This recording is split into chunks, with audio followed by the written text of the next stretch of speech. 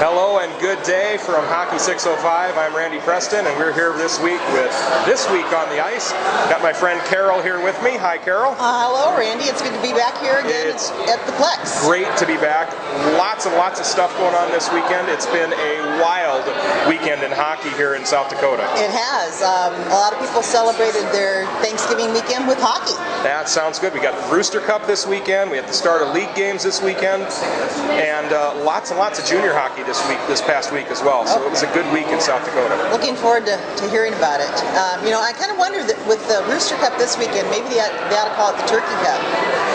Probably not a bad idea. And we're thrilled to have here with us Rob Weinmeister, who is the head coach for the Aberdeen Lady Cougars, and last year's Coach of the Year. Yeah, that's right. So. Rob just got off the ice with a game here against the Lady Flyers, and it looked like a pretty good game. Yeah. Tell us a little bit about it. I thought we played a pretty good game. One thing that I liked, we had good flow, and we were moving the puck, and the girls were skating hard, which is what I emphasize. So. Oh, absolutely. Looks to me, and I'll just kind of throw this off the top, that your Lady Cougars are maybe the team to beat this year in girls varsity. What do you think about going in this season with that on your mind? Well, I know there's a lot of expectations out there, and I think there's still some things that we need to work on. And a couple years ago, we proved that anybody can be beaten on any given day, and we have to remember that, and we just have to come in ready to play our game. Absolutely. So, tell me a little bit about your journey into becoming a head hockey coach in Aberdeen. Well, I guess, it was one of those things where I've been an assistant. My daughter got into the game, and I kind of got into it. And then because how things fell, they didn't have anybody 3 years ago at the last minute, because somebody stepped out and they asked me to do it, and I kind of fell into that and been there since. So. Very good. Well, Coach of the Year last year.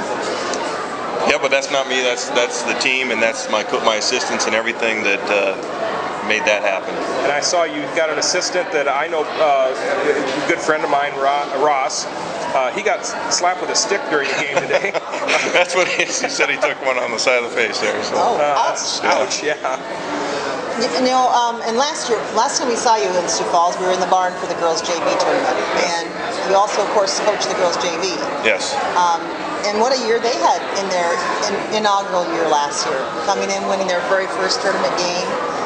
It was an exciting year, especially for our JV program. And what we're trying to do there is build the program, build the girls program, and that goes with those JV. I mean, a lot of those JV players we have are 6th and 7th graders, but we want them, and the younger girls too. Matter of fact, we started a thing yesterday with Cougar Buddies. We want the younger girls to want to be a Lady Cougar. And so it all starts with that JV level, getting the development there, and giving them opportunities to play. And you've built a nice tradition there of excellence. The discipline that your teams always have is commented on across the state. The self-discipline and the composure. And that's an important thing on the ice, isn't it? Well, yeah, the other thing that I think of is that's important. Hockey's a game, but we can learn life lessons, and some of those life lessons are the things that are taught out there. The discipline and stuff, especially when things don't go your way, because you're going to run into adversity. You're going to run into things where the puck isn't going to bounce your way, but you still have to react appropriately to that, just like in life. Well, and that being a coach is so much more than teaching the kids the game, isn't it? Yes, it is. I don't know, these girls, I've only been there 3 years with them, but especially with the growth of our group last year, because we went from, the first year we had 14, and then last year we had 25, and it was like, wow, it was a big change, but getting to know the girls, they're great girls, and it's just been a rewarding program for me. Now, you lost a couple girls, right? We lost one girl to graduation last year. Just one, okay.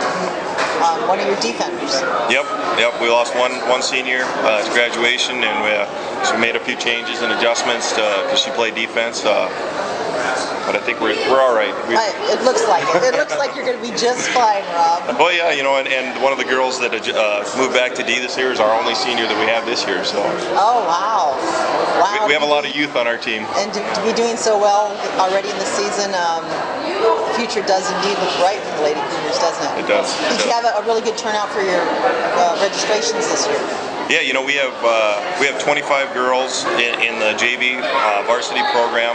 I think there's 27 girls in the developmental level, which is great. I can't speak for the boys. I don't know how we are there, but you know, overall, it's continuing to grow in Aberdeen. So Now you have 2 sheets of ice at the Odie, right?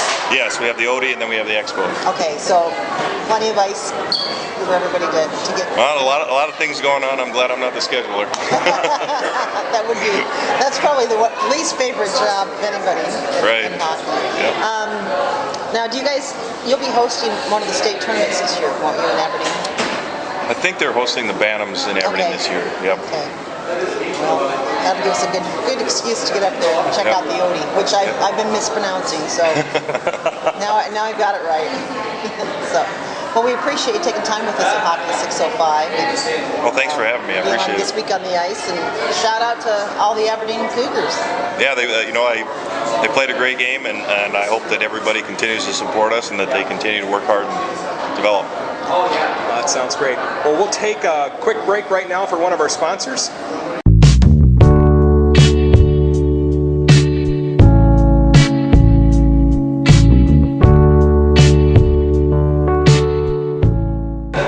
Well, welcome back to This Week on the Ice. Special shout out to our sponsors, Hockey Headquarters and Home Federal Bank.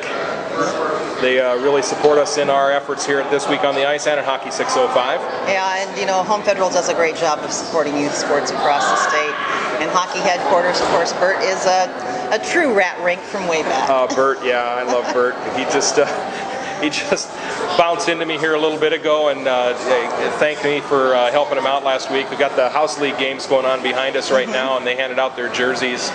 Oh, that's right, and you did the announcing had me for that, announce that. That was kind of fun. That makes it more special for the kids. It was a good time. It was a good time. Well, you know, there's been a lot happening just in the last week across the state in youth hockey. Lots of stuff. I think the big news this last week probably was the Rooster Cup. Yep. Huron, Watertown, Aberdeen, and Brookings. Right. 4 rinks. 4 rinks, 10 teams. Mm-hmm. We had Aberdeen Cougars, the Brookings Rangers, Huron All-Stars, the Oahe Capitals, Sioux Falls Flyers Orange, and Sioux Falls Flyers Blue, and then the Watertown Lakers were our in-state teams. Mm-hmm. And most of them played for Team South Dakota because they divided up into Team North America and Team South Dakota. Grand Forks Stallions out of North Dakota, the Neepawa Tigers out of Manitoba, and St. Thomas. And I'm not sure, but I think that's probably St. Thomas Academy out of Mendota Heights, Minnesota. Yeah, I'm not sure. I can find that out for sure. But most of the games were played in Huron. But they played 5 games in Brookings, right, and 1 each in Aberdeen and in Watertown. So Sioux Falls Orange did join the 4 out-of-state teams for the Team North America. Right, and I think as I was looking at the schedule, the Grand Forks team actually bowed out at the last moment. Oh, really? And so they didn't even have them on the schedule that was posted on Huron's website. Oh, wow. As of this morning. Okay. So I was looking at somebody else's schedule evidently, and they still had Grand Forks. They were still on one and they weren't on the other. Okay. Yeah. Well, that happens. And you know, it's a little difficult trying to find all the scores. We've got a few of them here, but I think maybe next year, maybe we can help them out at Hockey 605 it's not a real league games that are happening, so it doesn't go into the league standings and scores. So it'd be nice to have one place where we can check on all those scores. We'll reach out. Yeah, we'll reach out just for our own sake, if nothing else. Absolutely. Let's start off with Yankton. We usually leave them at the end. Oh, you're going to go in reverse alphabetical order. We'll check your alphabet and see if you know how to go backwards. It's a busy weekend in Yankton. The PWC hosted Aberdeen for 2 games this weekend. Aberdeen came out on top 4-0 in yesterday's match. I didn't get the score for today's match yet. PWB hosted Sioux Falls this weekend. The Miracle prevailed 8-2 in yesterday's match and 6-2 in today's. That Yankton PWB team must be quite a team. Yeah, they're a really good team. Yeah. They're a little bit of an older team. Okay. They did petition to play at the B level instead of the A level, so that is their top PWB team. Okay, they've had 6 straight wins. Mm-hmm. They've scored no losses, of course. They've scored 51 goals in 6 games. Yikes! And allowed just 8. They are probably going to be the team to beat PWB this year. Yeah, they may not get the option next year to petition to go down. You got to be careful. Yeah. Yankton Bantam B, they're going to launch their schedule next weekend, it looks like to me, at Oahe. Okay. You know, we get all this information from the websites. Right. From each of the association websites. Go out and check the Facebook and the Twitter feed. So if we do get something wrong, it happens. And let us know. Yeah, let us know. We'll correct it. The Yankton Miracle Girls JV hosted Watertown today. Miracle came out ahead 7-2 in that one. Okay. And then tomorrow, this is just for you. I know you'll like this, Mr. Hockey. Tomorrow in Yankton at 7 p.m., they're having off-ice officials training for scorers, how to run the scoreboard, and how to do music at 7 o'clock. I love it. That's the first association that I have heard of that does off-ice official training. That's great. Yep, but it's Congratulations, Yankton. Well done, Yankton. Next up, of course, coming backwards, we have Watertown. The Lakers. Pee Wee B were in Sioux Center yesterday for a couple of games. It appeared that the Pee Wee A had the weekend off, but I'm not quite sure on that. The Bantam A hosted the Huron All-Stars today. Let's see if I've got a score on that one. Yeah, I thought I had it, but... Bantam A, and Huron All-Stars, nothing see. as of yet. Yeah, I don't quite have that yet. So, all right. We'll try and share that later, but I'm sure it'll be out there on the Twitter feed. Yeah, there you go. The Laker girls, JV, are at Yankton. Okay. Next weekend, the girls JV will be here in Sioux Falls on Saturday, and then they'll be back home hosting Yankton back up in Aberdeen, or excuse me, back up there in Watertown on Sunday. The varsity girls will launch their schedule in Sioux Falls next weekend as well.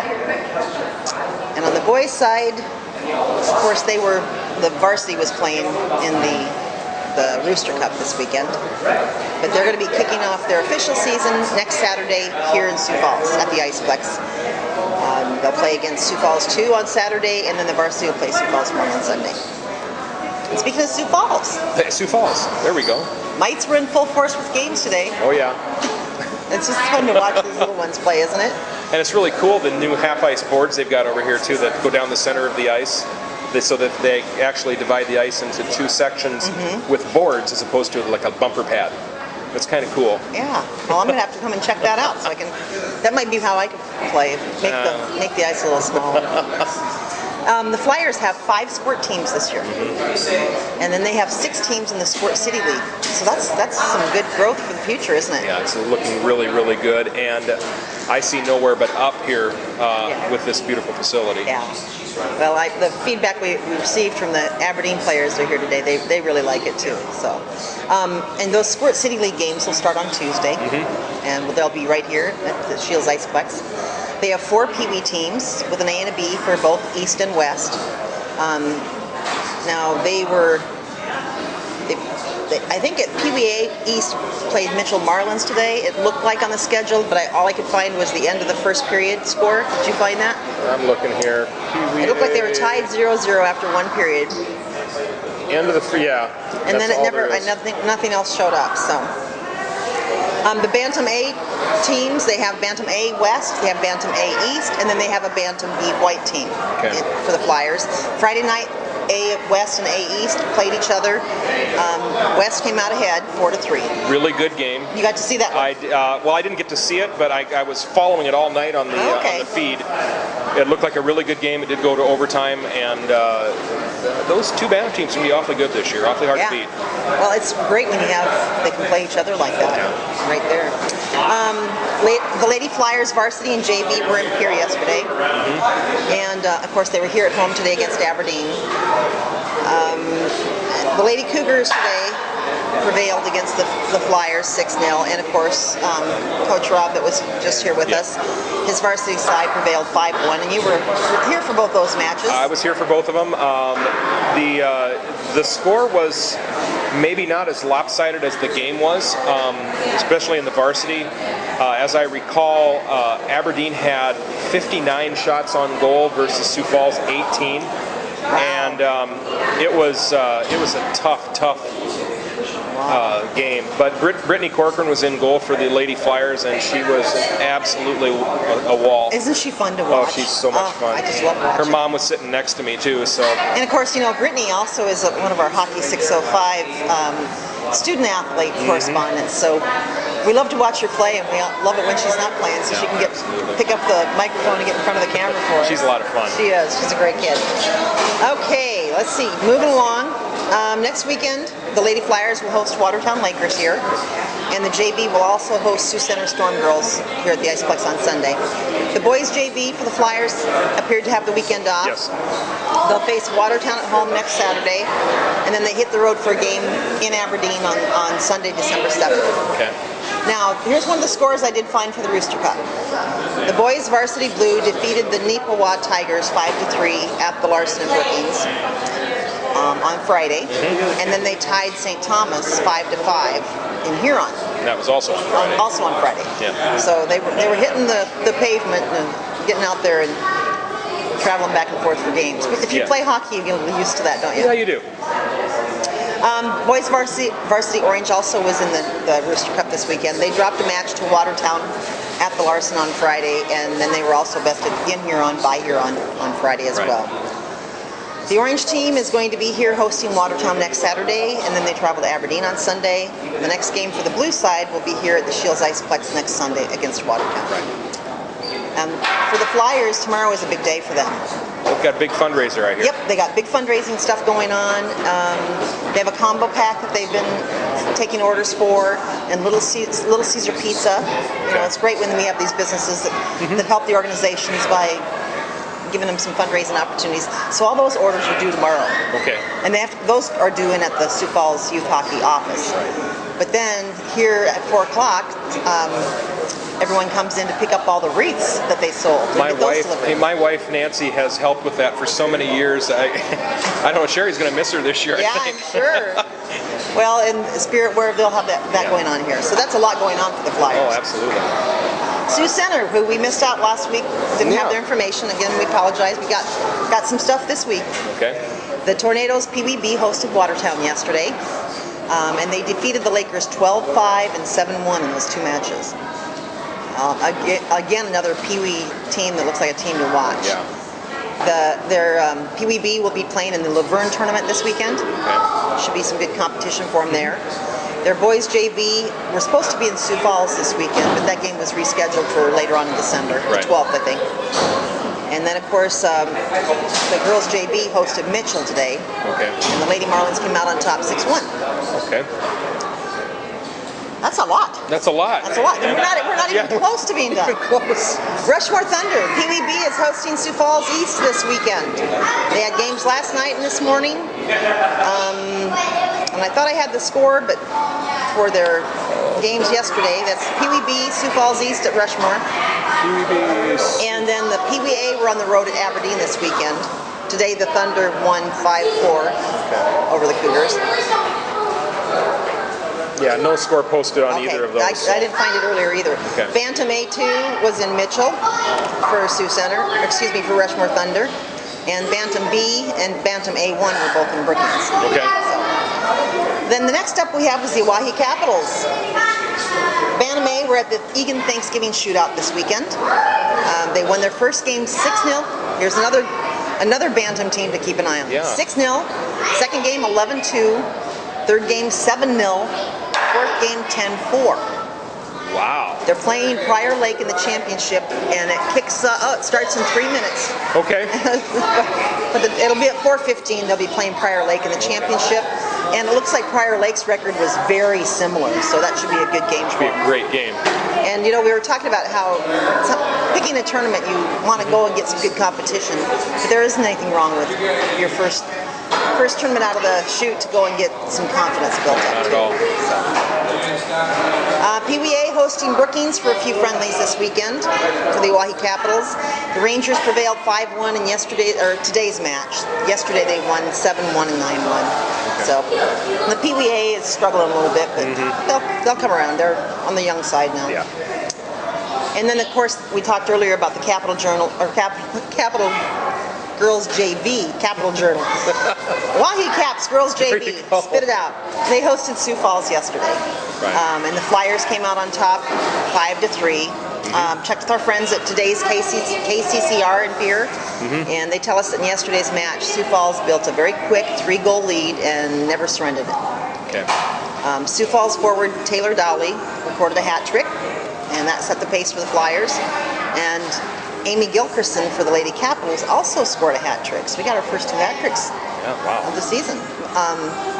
Sioux Falls outshot the Capitals 47-28. Okay. I think it's time to take a nice break and thank our sponsors once again.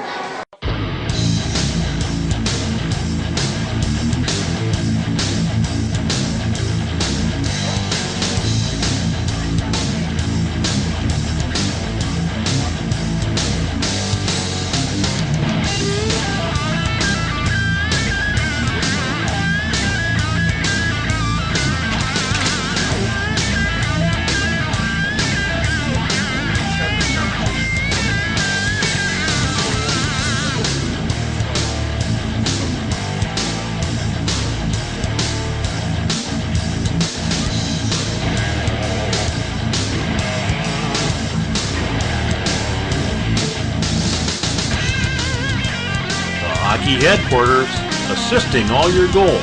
Visit them today at thehockeyheadquarters.com. Welcome back to This Week on the Ice. We are in the middle of our youth hockey roundup. Lots going on. A lot going on. I think we're about 10 minutes into it, and I think we're maybe a third of the way Yes, so we're gonna have to start talking faster. done. Okay, well, I'll do my best. Okay. I talk fast enough already. Let's move to Mitchell. Over in Mitchell, the Bantam A hosted Rushmore, their Bantam A2 team this weekend. And today the Marlins won 4-0. Yesterday they picked up another win, 7-0. So once again, another possibility of a good Bantam A team here in South Dakota. Pee Wee A for Mitchell, we're here in Sioux Falls today. Don't have a final on that game. That happened before the 2 girls games here. And then the girls JV and girls varsity were in Aberdeen yesterday. The JV are in Sioux Center today. And then next weekend the JV girls head to Yankton on Saturday, and then they host Brookings at home on Sunday. Varsity girls will be at home next weekend with both games against the Brookings Rangers. That will be an interesting weekend. It will be an interesting weekend. Some good games. Yeah. And the Mitchell boys varsity, the Marlins, took a road trip up to Duluth. They'll be heading there. They're heading there. They're taking a road trip up to Duluth. This weekend they're in the Rooster Cup. That's right. And they're heading up to Duluth for that the next That's weekend. a long road trip. It is. Moving on to Huron, the Huron All-Stars. Nothing. The Rooster Cup. Rooster Cup. That pretty much says it all. They had a lot going on this weekend, and I'm sure it was all hands on deck for the Rooster Cup. And they did have some teams on the road this weekend, but what we've tried to do is keep their scores and any game updates with whoever hosted the games. Oh, perfect, perfect. And with that Rooster Cup going on, they weren't in a position to be hosting anything else. They pretty much had their ice time filled. They did. All right. That brings up another interesting point, is the referees for South Dakota. You know, they had something like 25 league games on Saturday and 20 league games today, and the Rooster Cup to try to support. So special shout out to Jody Starrett, who's the league official scheduler. She did a wonderful job trying to fill all the holes this weekend. Wow, what a challenge. Yeah. And of course, every youth sport is always looking for referees, and hockey is no exception. So if you can skate, you can learn the rules, and if you've ever played, it's a great opportunity to support the sport and to make a little extra money. Well, make a little money, and really give back to the support that you love. I mean, to the sport that you love. It's such a great opportunity, like you said, to earn some cash and to give back. That's really what it's all about. Especially if you're a college student out there that has played hockey and you're looking for a way to pay for books next semester. There you go. It's a great way. There you go.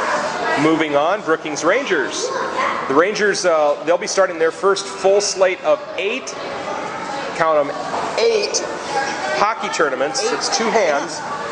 First up, they've got a Pee Wee A and Pee Wee B tournament. That is next weekend, December 5th through the 7th. The following weekend, they're doing their Bantam tournament. Yep. And they've got a Junior Gold B tournament then the weekend before Christmas. So Randy, explain to me Junior Gold. Okay, Junior Gold is basically our South Dakota's high school varsity. Okay. So Junior Gold A would be our high school varsity, Junior Gold B would be our high school Okay. junior varsity. That's what I thought. Yeah. I wanted to make sure I understood that. And they call it Junior Gold over in Minnesota, but that's, because their varsity and junior varsity there is actually under a completely different association head. They're actually sanctioned high school activities. Sanctioned high school sports, and they also have a completely different sanctioning body, but besides USA Hockey. Oh, okay. So these Junior Gold is a USA Hockey sanction level. Okay. So. All right. Then we're moving on. They've got a Mite A and B tournament and a termite tournament. Termite. Say that 3 times fast. Yeah, a termite tournament in January. Girls U19 and U12 tournaments in February, and then a Squirt A and B tournament on Valentine's weekend. And that'll be our 1-year anniversary for Hockey 605. Wow. We debuted Hockey 605 at that tournament in Brookings last year. Well, that's cool. Yeah, so it's kind of a sweetheart deal for us. Yeah, I like Get it a it? lot. Sweetheart deal. I like it a lot. It's not bad. And then the Rangers Pee Wee 1 team, probably Pee Wee A1. Yeah. They're in Pier this weekend for 3 games against Oahe Caps. And the Pee Wee B team, they're hosting the Huron All-Stars this upcoming weekend. On Sunday, this weekend, this current weekend that we're in, Huron Pee Wee B won the game against the Brookings Rangers 8-6. So another good match, obviously. Rangers Bantam A hosted Rushmore Bantam A. I believe the Bantam A 1 team yesterday. The Thunder won the match 5-4 in overtime. Another good game in Bantams. A lot of overtimes in Bantams this weekend. Tons of overtimes in Bantams this weekend. Yeah. And it's incredible. Yeah. So, Well, that's some good competition. yeah. If they're having overtimes. Yeah, no problem. Where else we got here? Bantam A, Bantam B. Rangers beat the Thunder's Bantam B team 10-0 and 9-0 this weekend. And today the Bantam A went into overtime with the Thunder. They came out 4-3 winner. Yeah. Another overtime. And boys and girls varsity and JV both start tomorrow with their practice schedules and on to team games the following weekend. And that seems to have been across the board. Everybody seems to be starting their official schedules tomorrow for varsity and JV. So. And it's interesting, this was the kickoff weekend for league play, but next weekend is much larger, there's much more going on. Get all the boys varsity games going and the boys JV games going. It's going to be crazy fun. Busy. Busy. Well, we have Aberdeen. We've worked all the way backwards in the alphabet. It's time for Aberdeen. And of course, we just had Coach Rob here with us. The Cougars celebrated the holiday with 5 home games this weekend. Wow. In addition to the game that they had here today. Pee Wee A also hosted Rushmore for a few games this weekend. They had 2 on Saturday and 1 today. The Thunder took yesterday's match 4-3 and today's match 5-4, both in overtime. Wow. And then Pee Wee C played the Yankton Miracle today, and they won that one 4-2. So quite a bit going on. Wow, lots going on. Yep, Cougar girls, JV and varsity. They hosted Mitchell yesterday. Okay. Aberdeen won. Their JV won 2-1 over Mitchell yesterday. That was their varsity. Excuse me. Okay. And then of course here we had the scores earlier of their games. A little side note, Aberdeen has hung out a help wanted sign. Oh. They're looking for an executive director. Really? Yep. So it's the fundraising, communication, and marketing skills are a must, but this is a paid position. So they're really obviously moving forward in Aberdeen, and the program's growing. And at some point, volunteers are wonderful, but at some point you need someone that can pull it all together. Yeah, totally understand. So that's our roundup for youth hockey, and with everything that we had, we missed that much as well, I'm sure. Yeah, I'm sure. It was a busy week. Yeah, you know, and like we said, this is just the start. Yeah. I mean, I bumped into more old hockey friends today just coming out here to the rink than I have in a long time. Yeah. Well, I got to see some of my hockey girls Yeah. from both Sioux Falls and Aberdeen today, so I was in seventh heaven. You know, getting to see them and out there playing, and I love watching girls hockey. You know, it's fun to watch, and you know, here in the near future, we're going to have some women who play in the men's league here in Sioux Falls that are going to come and visit with us on This Week on the Ice and tell us what it's like to be a woman playing in a men's team. Well, very cool. So. And I'm working on a couple of people coming from the Stampede. Great. I've got Anthony Hegstrom, who is actually my boss for he's the game night director for the Stampede. Oh, great. Kind of an interesting cat, and he's handles stuff for the Stampede and for the Canaries baseball. So talk about two completely different sports and still having to do the same thing for both. Well, you'd really have to get your ducks in a row for There that. you But go. I think it's fascinating, all the different little minutiae of detail that have to be organized to make a game night successful. Yeah. So that'll be exciting to hear. And Anthony's a good guy too. So Good. at least, you know, I'll say that as long as he can continue to pay me. Oh, and you know, yeah. And of course, if you're out there listening and you have a hockey story for us, we'd love to hear about it. Or better yet, have you come on and tell us about it. Oh, absolutely. So we've got the youth done. I suppose it's a great time to once again thank our sponsors. So let's hear from Hockey Headquarters.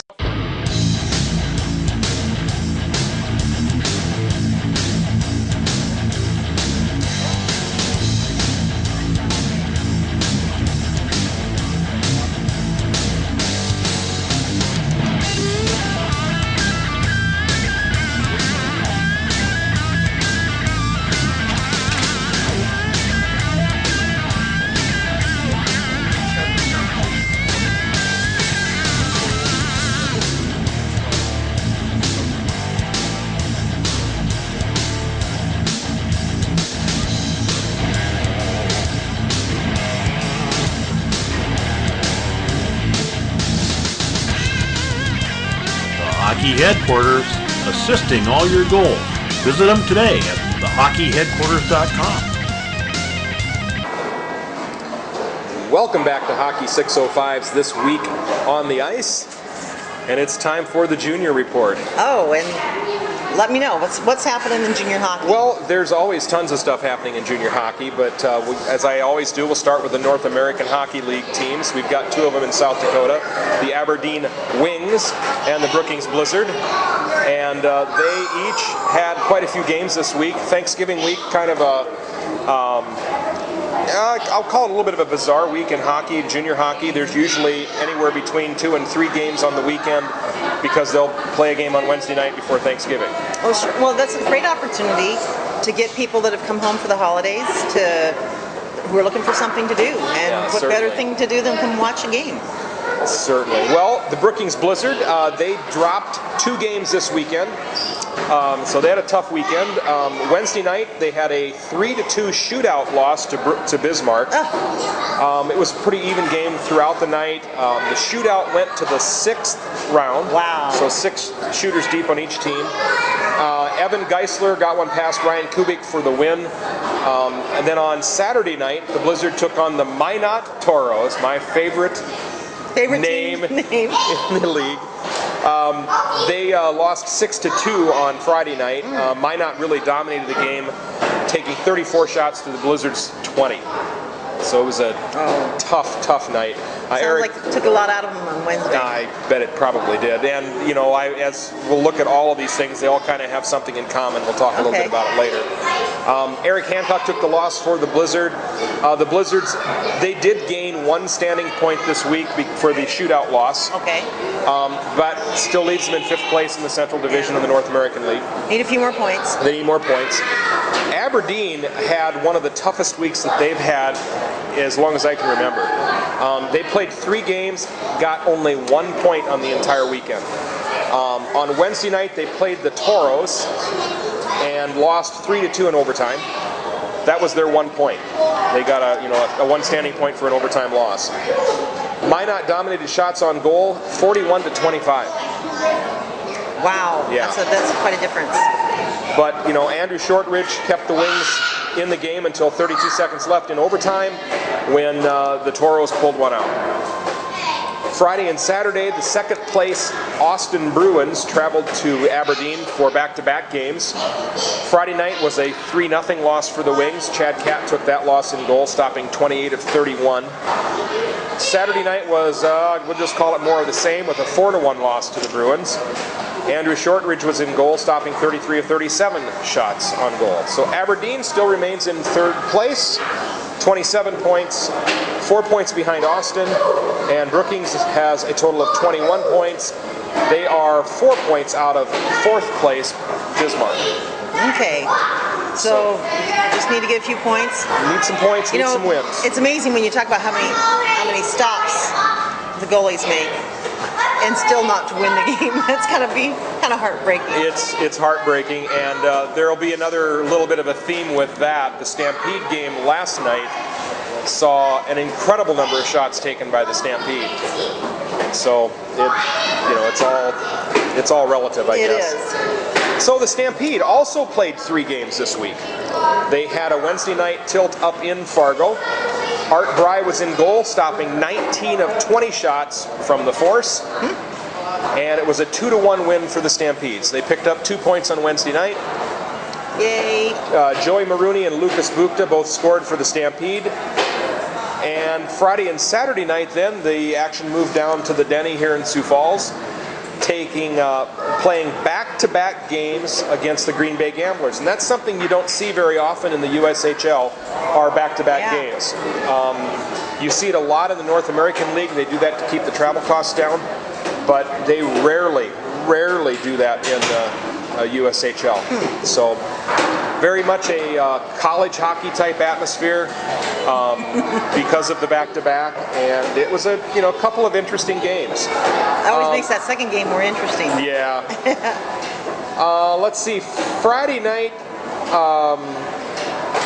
frankly, both the teams looked like they had a little bit too much turkey on Thursday. That kind of sounds like that can happen. It was a kind of a slow night for both teams. Stefanos Lekas was in goal for the Herd, stopped 20 of 24 shots. But unfortunately, the Stampede sticks were a little heavy. They only got 19 shots on goal, and it only scored 2 goals. The Gamblers scored 5 for a 5-2 win. They had an empty net goal at the very end of the game to get the 5th goal. But that'll happen sometimes. Yeah. Well, you blame it on the tryptophan. Isn't that what they call it? Tryptophan in the turkey? And you got to blame it. You blame it on whatever you want, but they just didn't look very good. And Green Bay, very, very similar team to the Stampede, same record. So we were going into this thinking it was going to be a pretty good weekend, a good opportunity for the Stampede to gain some points. They're having a tough time at home at the Denny. And that beautiful facility. That's just they'll get used to it. But they'll get it. Yeah. Let's see. On Saturday night, both the teams looked quite a bit better. Looks like they got a good night's rest and got the tryptophan out of their system. Stampede outshot the Gamblers 37 shots to 24 on the night on Saturday. All right. Dakota Joshua got an unassisted shorthanded goal in the second period. That put the Stampede on the board. And Aaron Hurt scored his first goal of the season for the Stampede. It was his first game back in quite a while. He's been like the 22nd guy on the roster, and we had a player who got injured. Clint Lewis was injured on Friday night during the game. Okay. And so Hurt played on Saturday and actually started the game on Saturday night. Scored his first goal in the USHL. Outstanding. Well, congratulations. And Art Bry was in net once again, and he looked really good, stopping 21 of 24. Unfortunately, it was a very frustrating 3-2 loss for the Stampede. And as I said, the Herd are 4-5-2 on home ice. They really need to get better at home and really use that home ice crowd to their advantage. Because it stays a nice crowd. Oh yeah, and they had 6,100 there last night, 5,000 there on Friday night. Wow. A couple of great crowds and pretty good energy from the crowd, but they just couldn't quite muster get the biscuit in the basket, so to speak. they'll keep working on that, and they'll get syncopated with the crowd and get that rhythm going, don't you think? Absolutely, I believe so. Herd travels to Omaha and Des Moines next weekend. On the road for actually quite a while. They've got 2 weekends on the road, and their next home game is a Wednesday night. I think it's the 17th or 18th of December. Okay. So, they've got 2 weekends on the road, and then back here at home in the Denny. Well, and that might be a good thing to go pick up some points on the road. Yeah, absolutely. And points on the road are always sweeter anyway. Mm-hmm. Well, and with the Omaha team is playing them next Saturday night, they have the same number of points. They're tied for, I believe, 5th place in the league right now, or in the division right now. So both teams are out of the playoff spot, so to speak, trying to get those point totals up. Yeah. And Coach Eads was not very happy with the play on Thursday night or Friday night, excuse me. Much happier with the game on Saturday night, but still a little disappointed that they couldn't get some goals. Yeah. The loss is still disappointing. Yeah. Oh, well, let's see who we have left. Well, that's really it for the junior report. Okay. About the only thing that I've got left is just to kind of say thank you to everybody for supporting us here at Hockey 605 and this week on the ice. Yeah. Well, and we do appreciate that. Oh, and the rush. The rush, absolutely. The rush. I heard that they're having a little bit of a tough time out in Rapid for the rush. Yep. 8 consecutive home losses. Or 8 consecutive losses for the Russ. So, it's might be getting to be time out there to really think about what the future is in terms of the team or the coach. Well, the new league that they're in, that does make a bit of a difference. But yeah, it's that time in the season where you have to decide what kind of season are we going to have. Well, yeah, but I mean, I was listening to the NHL radio on the satellite radio on my way home from Fargo on Wednesday. And imagine that you listen to it. I don't know why I'd even do that, but I didn't realize they're a third of the way through the season already. Yeah. And the Stampede is a third of the way through the season, and the Rush is a third of the way through the season. So, it's getting to be that point where things are kind of getting set into place, and the pictures are being taken, and it's going to take something to really make a change. Yeah, is this the snapshot you want right now? Exactly. If not, you got to do something to change it. Exactly. A lot of good hockey coming up, all rinks around the state. It's going to be a busy weekend next weekend. It is. And it's going to get busier and busier from here on out. Mm-hmm. Before we do wrap up, Randy, I wanted to mention that a couple weeks ago we talked about Patrick Schoonover, the young man, the 14-year-old boy who played for Egan hockey, who died on the ice during a game. His dad has come out now and said that the medical examiner told him that it was a heart condition that he had that had been never diagnosed. They had no indications. It had nothing to do with the game, as we were wondering and somewhat speculating. So that we wanted to share that news with you, and again, our hearts go out to the Schoonover family and our condolences. They've done a really neat program with that. They've got a Play for Patrick, and a young man who drives the Zamboni wrote a poem. I'm terrible at reading poems, but there is part of it that I just wanted to share with you. It's a fairly long poem. You can view it on Egan Hockey. It's called Play for Patrick. Just find that spot that I wanted to share with you. He said, I never knew Patrick, but when I watch hundreds of shirts being sold, hear that Hayes Arena was packed for his little brother's game, and feel adrenaline pumping in the moments of silence, I know without a doubt he was a special kid. I'm guessing he's the kind of kid looking down saying, guys, the ice is better up here anyways. And he's the kind of kid that is currently changing an entire community.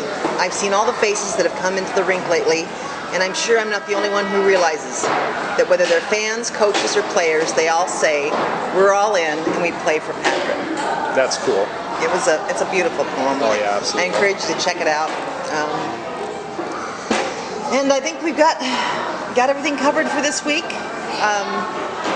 We'll see you back here next week. Absolutely. Thank you for joining us. We'll be back next week. Have a great week from Hockey 605 this week on the ice. I'm Randy Preston. Carol McKee. Have a good day.